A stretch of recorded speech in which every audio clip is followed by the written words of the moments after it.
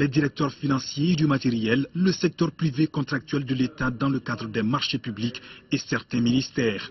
Ces faiblesses constatées sont essentiellement dues au non-respect ou à la méconnaissance des dispositifs de contrôle interne, voire à une certaine culture relative au contrôle interne, à la violation des textes régissant les marchés publics, à l'absence de sincérité et de régularité dans l'exécution des dépenses publiques, au détournement pur et simple des ressources publiques dans l'encaissement et le reversement des recettes, à la non-application des critères légaux dans la mise en réforme de matériel et équipements de l'État.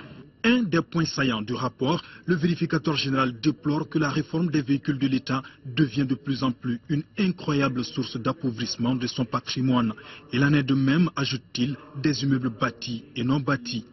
En guise d'illustration, sur les exercices budgétaires 2009, 2010 et 2011, l'État a acquis 1466 véhicules pour un coût de plus de 38 milliards de francs CFA.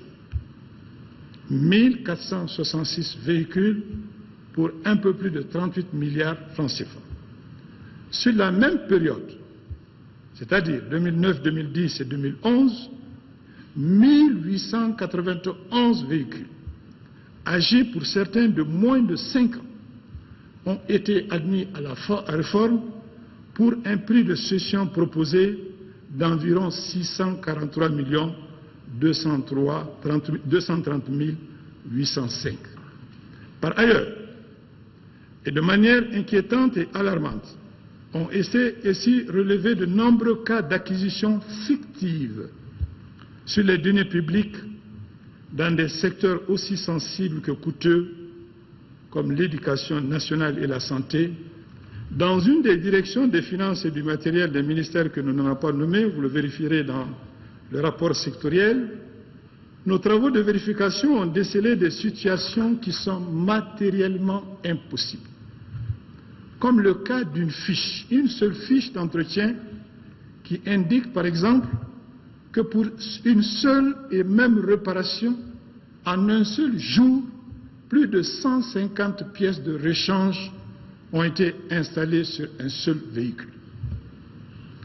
Ces mauvaises pratiques, ces déficiences morales et éthiques, ces manques d'engagement et de loyauté ont causé à l'État une perte financière de 49,39 milliards de francs CFA, dont 7,50 milliards de francs CFA représentant la fraude, c'est-à-dire de la façon la plus triviale, le vol organisé, et 41,82 milliards de francs CFA de mauvaise gestion. Amadou Ousmane Touré précise que les structures vérifiées ne représentent qu'1 à 2% des services publics de l'État. En plus, dit-il, les vérifications de l'année 2012 ont été effectuées seulement à Bamako et ont porté uniquement sur des gestions financières.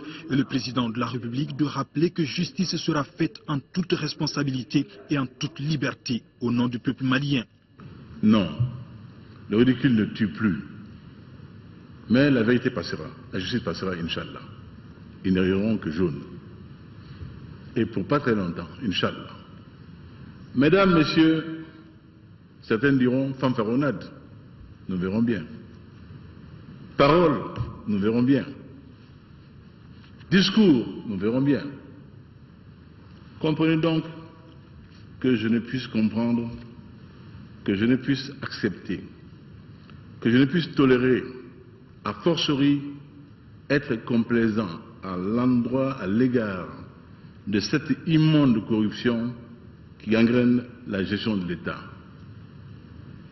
C'est pourquoi, loin d'une rengaine, je lui dis avec force conviction, je suis déterminé de toute mon âme à organiser implacablement la lutte contre la corruption sur la base d'un principe intangible. Corruption, tolérance zéro, sans aucune exception. Sans aucune exception. sans aucune exception, le Mali a trop longtemps saigné. Il est temps d'arrêter l'hémorragie. Et le garrot sera mis. La balle est désormais dans le camp des autorités judiciaires. Mais en attendant, le vérificateur général a tenu à demander une faveur au président de la République.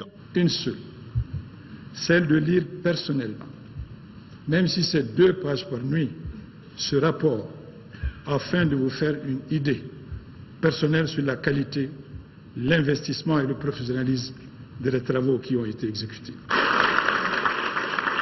Voilà, il faut retenir que le document fait 135 pages. Sur un tout autre plan,